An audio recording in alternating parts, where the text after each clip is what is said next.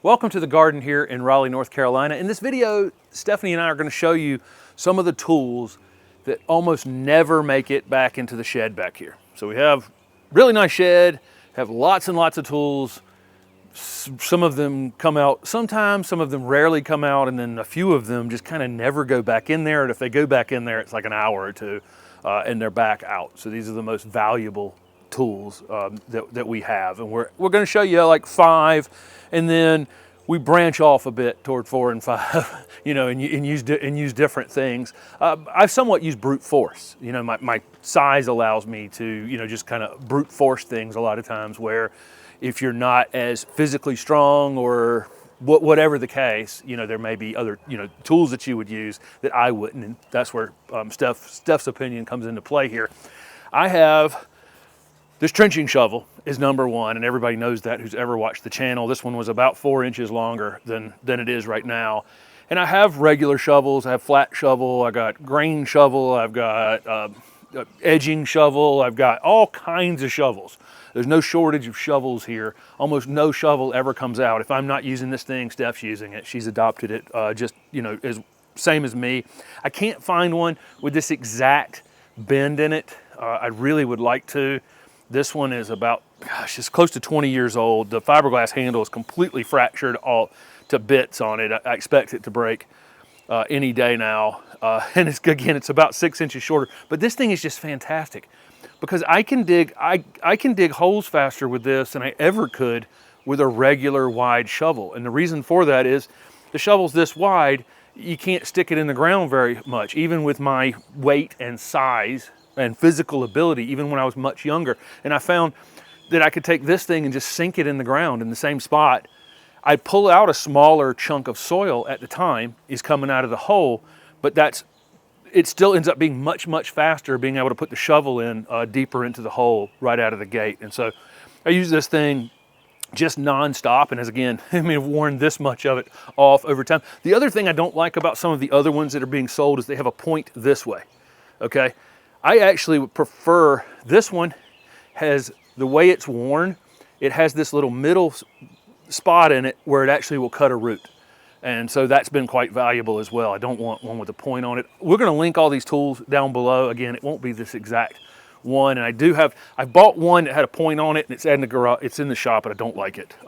And I've ordered another one that looks fairly similar to this, and that's the one I'll link down below. But again, I'm going to hate the day that this one actually breaks. But it is a fantastic tool. I think anybody, you know, make a comment down below if you've been watching the channel for a while and you've actually made the move to a thinner shovel. This one is about probably 4.5 inches, maybe 5 inches across, as opposed to 8 or 10 inch wide shovel. It just makes all the difference in the world. It speeds everything up, makes everything smoother, easier to dig, and especially like rocky soil where you might be able to get in between 2 rocks or 2 roots a little easier. So there you go. Trenching shovel is number 1. One thing that Jim sort of neglected to say or didn't remember is that pointy shovel he just mentioned, I broke last week. So we are down to his wonderful trenching shovel, and that's it.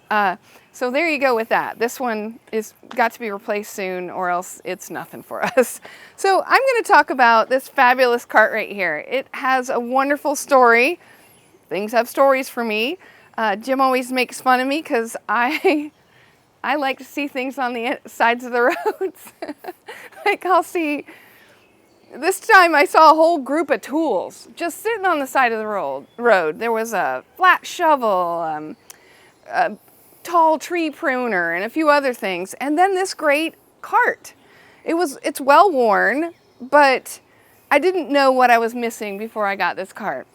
Yes, we have a large cart. We have the Gorilla cart that we used in the beginning of making this garden. It was great because we could move large amounts of wood chips and soil and whatever we needed a lot at a time. Well, for me, even though I was doing that, I need to allow myself something a little smaller. It's better for me to work to my limitations or non-limitations, however you want to look at it, by using this little bit smaller cart. It's great. It gets in between small areas in the landscape, and it holds anything we need. It holds mulch, it holds sand that we used on this patio. It holds water. Sometimes I'll make some quick fertilizer out for the containers, because sometimes we do, if they're looking tough, we'll make some liquid fertilizer. It holds plants to move around the garden. It does all sorts of things. It's just a fabulous cart. Now I will say that we do still have the Gorilla cart, but its main purpose now is making soil. We will mix up a big batch of container plant soil or growing medium for our seedlings and things like that. So we love the Gorilla cart. It's wonderful, but nothing to me beats this wonderful little cart right here. I did laugh at that cart when she brought that cart home, and then I found myself putting these screenings into this patio with it, and all the mulching that we just did. All of our paths have kind of gotten smaller as the plants have kind of, you know, grown out over the edges of them, and this thing did virtually no damage out here in the garden using it. And I can empty about half of it by hand, and then from there I can actually pick that cart up and dump it, you know, over a shrub back here or something like that to dump the rest of the mulch out. Number 3 is definitely pruners. I think you know that, you know, if you can't, it's hard to garden without some sort of set of good pruners. And this is a pair of Felcos. What we do with pruners is we've got them on our back porch, right as you come out the back door on our screened-in porch. We have a couple sitting on a table in there. There's always 1 or 2 in a drawer out in the shop out there, and various places. There's usually 1 near the front door when you're going out or sitting, you know, sitting out there somewhere. So when you walk past, you always know that a pair is close by because, you know, they're one of the more valuable garden tools. But with that said, you know, you know, this isn't on the list of the 5 things that never go away, but a good pair of hedge trimmers and then some sort of pair of bypass loppers. You know, these 3 implements right here will take care of pretty much any pruning that you need in your garden. This pair of Felco bypass loppers has been one of the best tools that we have. It's aluminum, and so they're really super light. And I think Steph has really enjoyed this pair. All the other ones we have steel handles on them, and they're quite heavy. I mean, quite a bit heavier. I didn't even know they were heavy until I used this pair. And now you know how heavy those are. And so I can just, you know, this is a pair that you can use all day long. And again, the same thing with the pruners and the hedge shears. But again, pruners, one of the most important things. There's a person out at the farmer's market sharpens them. You know, you can drop them off there. You can learn to sharpen them yourself.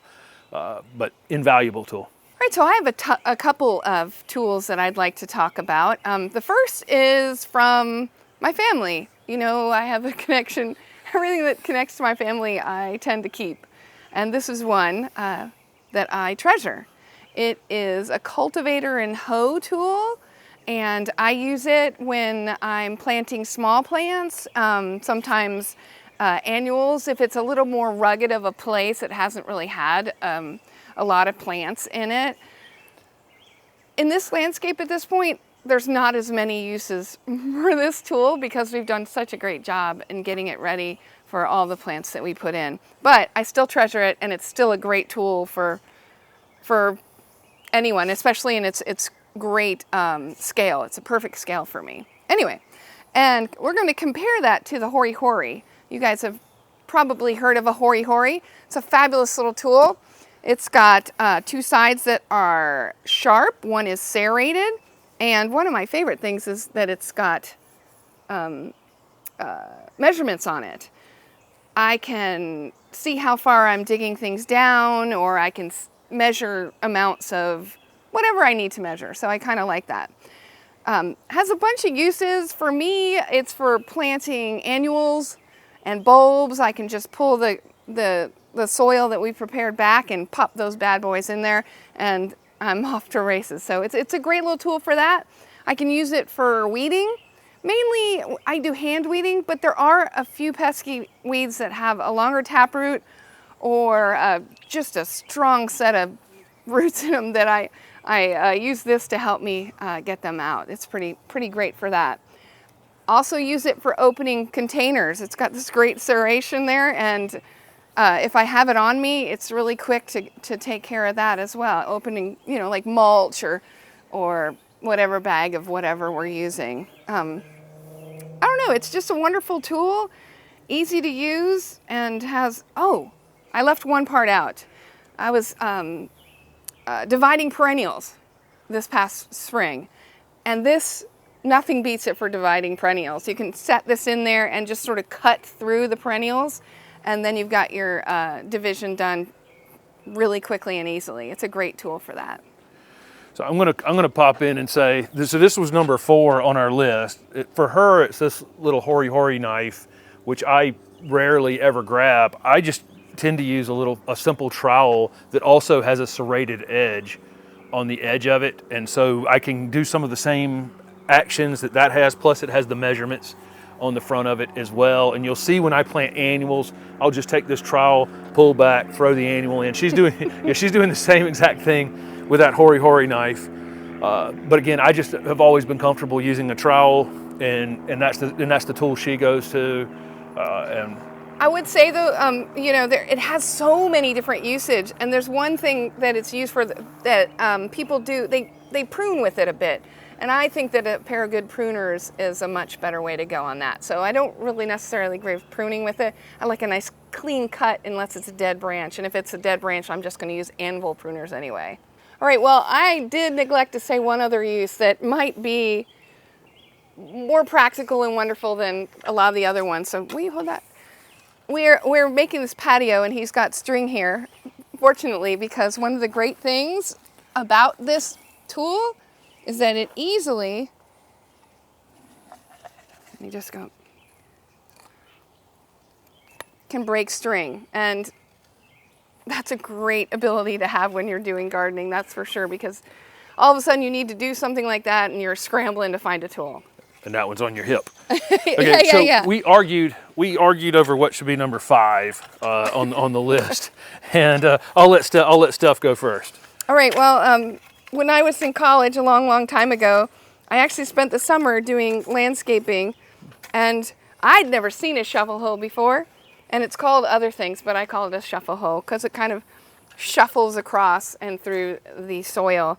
And I was amazed as a 20-year-old girl how great this thing is. You just glide it through the soil, and it helps you get some of the weeds and annoying things out of your soil for you. So it's a great tool, and I love it. Yeah, one of the things though with it is it works very well in a vegetable garden where we just have a compost layer on the top. That's true. And it works well in the annual borders, maybe in between us planting annuals. It doesn't work as well in the mulch areas anymore. And it would work, but the problem is you'll be bringing up soil from underneath and putting it on top of your mulch.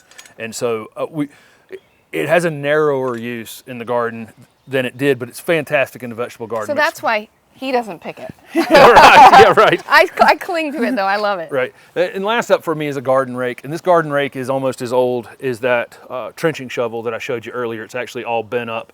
But I use this tool for just all kinds of things because I can use it on its side, you know, and do, you know, just kind of do delicate work, pushing, maybe in back here, I'll push mulch up under a plant, you know, after I've dumped the load of mulch from that little cart. If it's a wide open area and I can just use the tines to do the same thing and push it, I'll use the back side of the rake. After I put the screenings down here, you know, there are grading rakes, landscape grading rakes that are wider, that have a flat edge. But I always say sometimes I can get something done quicker than I can by the time I go over to the shed, I can use the back side of this thing, which is also flat, and flatten something out pretty close, and then drag a board over it or something like that to finish it off. But I'll use one single tine to go in and pull up a single weed, you know, in a bed, just all kinds of little delicate, you can use it as a delicate tool or use it as a hammer, basically, you know, depending on what you need it for. And so I've just always thought that a good garden rake is kind of hard to beat, really. This one again, it's seen its better days at this point, but I like to hold on to tools for a long time. You know, loaning them out is what gets them broken, so keep them close. So there you go. There's our kind of 5. It's more than 5, but again, we split about halfway. I think that definitely a good set of pruners a shovel that works for you, you know, that you And a can actually cart put it out. that is to your scale. In a cart that's to your scale. Those three are, you know, are the best tools I think we have, and the ones that just never make it back into the shop. So there's another video we did with just laying out tons of tools last year that I'll link down below this video, but I think that at the end of the day, a lot of those tools never make it out of the shed, probably haven't made it out of the shed the entire year. And these are the ones that we just kind of lean on all the time. So thanks for watching.